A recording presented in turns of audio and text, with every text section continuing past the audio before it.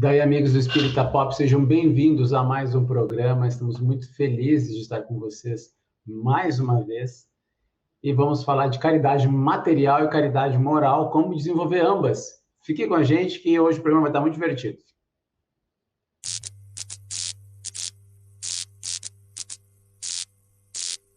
Daí, galera do Espírita Pop, sejam bem-vindos a mais um programa aqui da Comunhão Espírita de Brasília, do Brasil para o mundo, inclusive para as galáxias do sistema.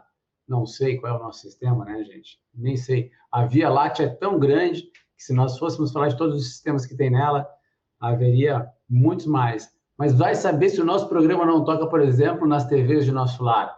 Alguém de nosso lar pode dar um recado aqui para nós? Hein, Flavinho? Será que vai rolar isso aí? Galera, estou com o meu evangelho. Evangelho baratérrimo. Sugestão aí para todas as casas espíritas. Vender o evangelho mais barato que tem, a preço de custo, para que todas as pessoas tenham acesso ao evangelho. Esse livro aqui não só salva vidas, mas ele estrutura a nossa vida, estrutura os nossos hábitos e nos coloca, muitas vezes, em condições de repensar nossas atitudes, nossos hábitos. E é isso que a gente quer hoje aqui, pensar como desenvolver caridade material e caridade moral. Tarefa difícil, né? Só tem um professor na Terra que ele é o cara, Jesus de Nazaré, o Cristo, né? Aquele que vai fazer aniversário daqui uns dias. E para quem está assistindo antes do Natal, né? Para quem vai assistir depois, ele já fez, mas enfim, ele está sempre todos os dias de aniversário porque merece todos os presentes que a nossa alma puder lhe dar. E com certeza o que ele mais quer é a nossa felicidade, a nossa plenitude, a nossa alegria a partir do nosso esforço próprio em sermos pessoas melhores. E aí tem uma mensagem da irmã Rosália no Evangelho segundo o Espiritismo, no capítulo 13, que a vossa mão esquerda não saiba o que dá a vossa mão direita. E a irmã Rosália, ela traz uma mensagem muito bonita, que vai dizer, né, com as minhas, um pouco do que ela está dizendo com as minhas palavras aqui: amemos-nos uns aos outros e façamos aos outros o que nós gostaríamos que nos fosse feito. Toda religião, toda moral se encontram encerradas nesses dois preceitos. Se fossem seguidos nesse mundo, seríeis todos perfeitos. Nada mais de ódio, de divergência, direi ainda mais, nada mais de pobreza, porque do supérfluo da mesa de cada rico, muitos pobres se alimentariam. E não veríeis mais nos sombrios bairros que habitei durante a minha última encarnação, pobres mulheres arrastando consigo miseráveis crianças necessitadas de tudo. E aí ela vai fazer um convite, né, para os ricos do mundo pensar nisso, ajudar o que eles têm com eles têm de melhor. E aí fica o convite inicial para falar de caridade material, que é aquela que nós temos condição de fazer e é mais fácil que a caridade moral. Por quê? Porque a gente tira algo que não é da gente, não é o nosso temperamento, não é uma virtude, não é perdoar alguém que nos magoou, não. É aquilo que a gente pode pegar e entregar para alguém e fazer com que aquela energia, já que tudo que nós temos tem energia, tem o suor de alguém empregado ali.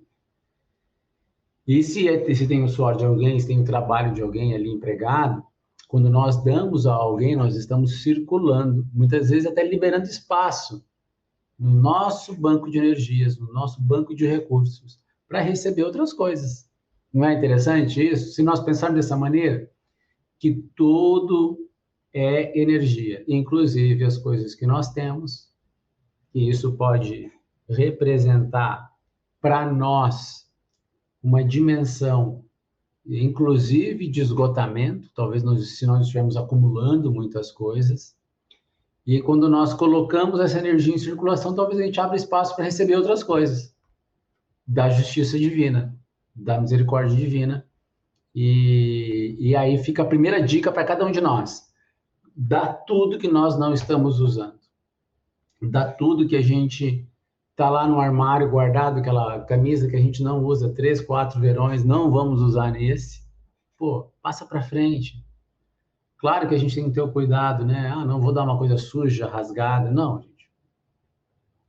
Todo mundo é igual. Todo espírito é filho de Deus igual. Claro que, de repente, uma camisetinha mais que não está tão 100%, para aquela pessoa que vai fazer uma pintura, por exemplo, pode ser que sirva, né? Para aquela pessoa que vai trabalhar num lugar que não demanda isso, ou um casaco que tem um furinho, mas ele vai aquecer a pessoa no inverno. Nós que estamos mais aqui para o sul, o inverno sempre vem forte, né? Então, já pensou nisso? Que você pode estar com a sua vida travada porque tem um monte de energia parada e você não está colocando em prática? Será que não foi por causa dessa energia parada que Jesus disse para o jovem rico: vende tudo e me segue?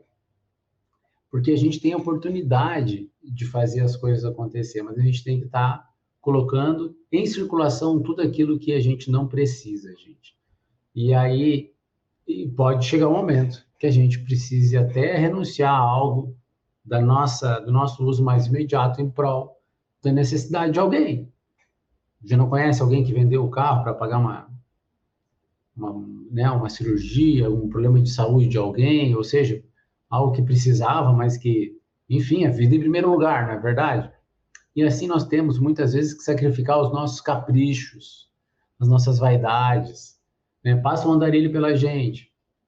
Ah, ele pode realmente estar juntando dinheiro para usar droga, isso, aquilo, mas se nós pudéssemos ir lá naquele bar, naquela confeitaria e dar um lanche para ele, será que a gente não está matando a fome dele de verdade? Porque essas pessoas, às vezes, elas ficam sujeitas a buscar a droga pelo vício, mas se a gente dá comida ali na frente delas, elas estão com fome, elas vão comer. E a gente consegue exercer a nossa caridade de uma maneira mais efetiva, porque a gente não alimentou um vício, que a gente compreende a dificuldade de se livrar, mas ao mesmo tempo a gente conseguiu executar uma atitude que não passou em vão, que às vezes para nós representa tão pouco. Ah, vou lá comprar um café com leite e um salgado para uma pessoa. Às vezes a gente gasta isso de forma muito rápida, não é, gente?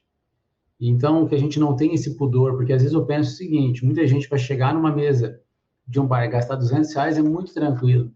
Aí vê o andarilho lá, pede R$ 5, R$ 10, nossa, né? R$ 15 é muito dinheiro.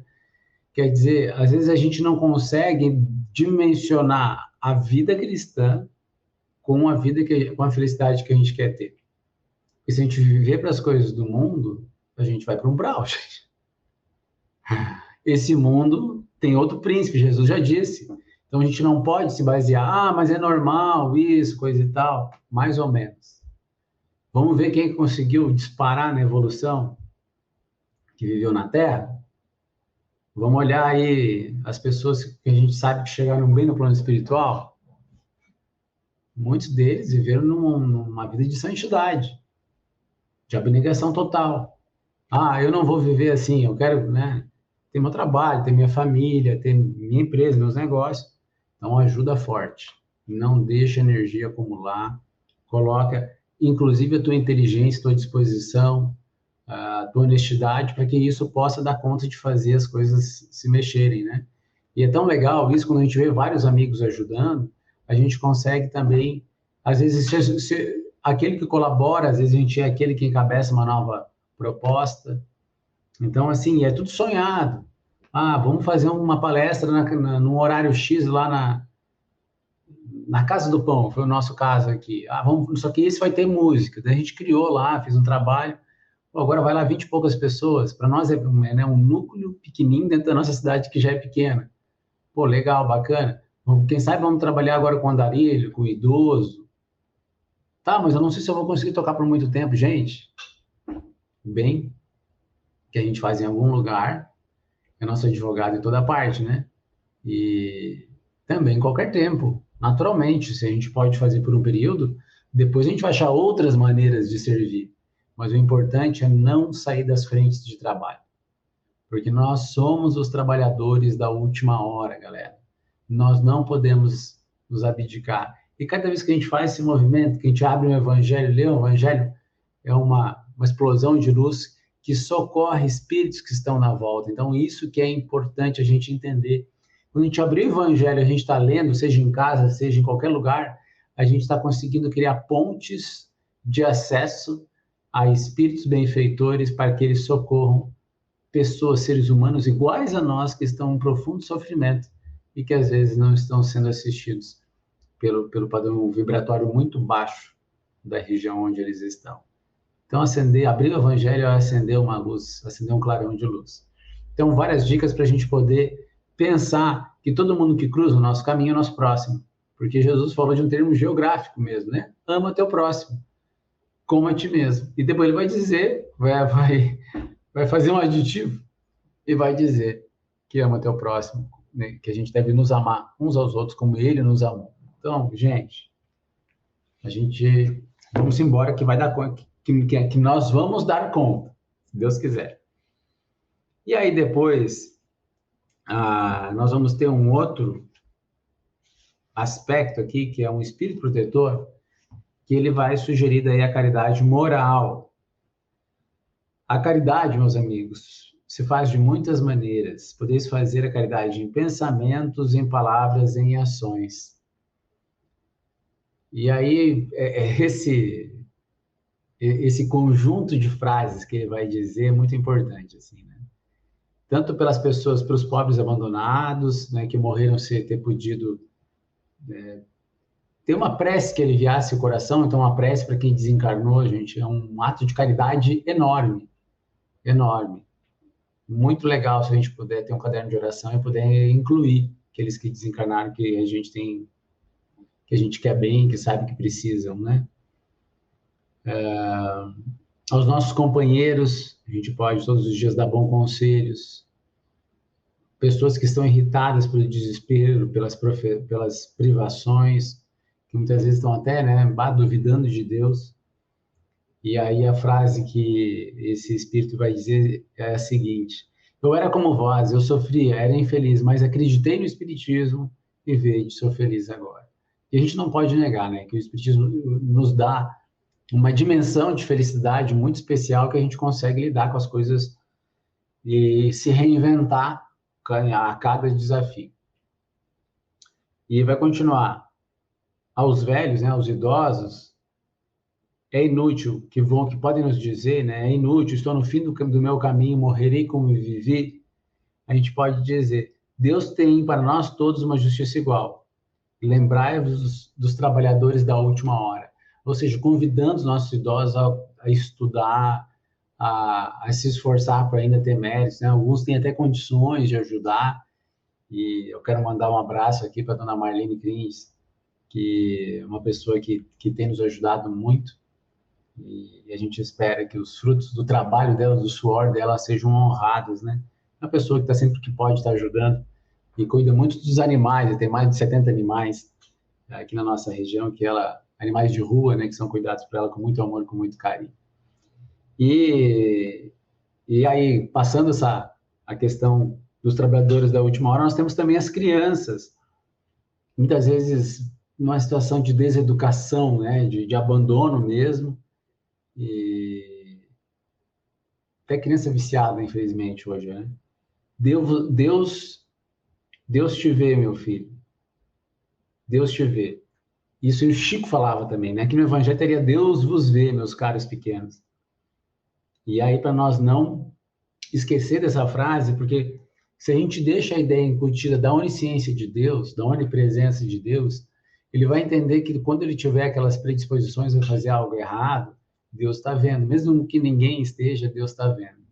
Então, quando nós pensarmos que temos as possibilidades de exercer caridade moral, nós estamos falando de perdão, de bondade, de solidariedade, de tolerância, coisas que, nossa, eu estou ainda em algumas delas no primeiro módulo, assim, muita dificuldade de colocar em prática, mas nós temos que ter coragem de prosseguir, porque não nos cabe desistir desse projeto, porque à medida que a gente for evoluindo na caridade moral, a gente vai fazer amigos que vão gostar muito mais da gente, a gente vai ter recursos espirituais muito maiores. Quando a gente começa a perceber isso, a vida, de uma maneira geral, retribui a todos nós, de maneira que tenhamos vidas mais leves, né? Se a gente vai num ambiente, num restaurante, se a gente vai qualquer lugar, se a pessoa está de bem, a gente não se sente feliz, então isso é caridade moral dela para conosco.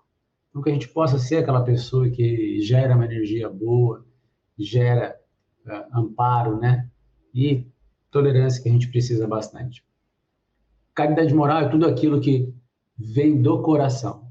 E muitas vezes a gente vai ter que ter caridade moral também renunciando ao orgulho, renunciando à agressividade, mesmo que a gente tenha justiça, esteja justo, vamos dizer assim, né? Na nossa assertividade, né? Na nossa vontade de retribuir. Até tá errado isso que eu estou falando, né? A gente nem tem que ter vontade nenhuma, né? As nossas limitações podem nos colocar nessa pauta, mas a gente pode fazer diferente, eu tenho certeza. Peço a Deus que nos ampare, que nos ilumine, que nos inspire, para que a gente possa sempre reagir da maneira mais cristã possível. Isso faz diferença, com certeza, na nossa consciência, na construção da nossa consciência tranquila. E para encerrar, o livro Viajor, de Francisco Cândido Xavier, livro de Emmanuel, ele vai trazer uma mensagem sobre caridade. Caridade é, sobretudo, a amizade. Para o faminto é o prato de sopa fraterna. Para o triste é a palavra consoladora. Para o mal é a paciência que nos compete auxiliá-lo. Para o desesperado é o auxílio do coração. Para o ignorante é o ensino despretensioso. Para o ingrato é o esquecimento. Para o enfermo é a visita pessoal. Para o estudante é o concurso no aprendizado. Para a criança é a proteção construtiva. Para o velho é o braço irmão. Para o inimigo é o silêncio. Para o amigo é o estímulo. Para o transviado é o entendimento. Para o orgulhoso é a humildade. Para o colérico é a calma. Para o preguiçoso é o trabalho. Para o impulsivo é a serenidade. Para o leviano é a tolerância. Para o deserdado da terra é a expressão de carinho. Caridade é amor, em manifestação incessante e crescente. É o sol de 1000 faces brilhando para todos, e o gênio de 1000 mãos amparando, indistintamente na obra do bem, onde quer que se encontre, entre justos e injustos, bons e maus, felizes e infelizes, porque onde estiver o Espírito do Senhor, aí se derrama claridade constante dela, a benefício do mundo inteiro. Então, meus amigos, vamos desenvolver em nós cada vez mais esse grande perfume que o Evangelho nos apresenta, que é a caridade. Beijo, fiquem com Deus. Até a próxima!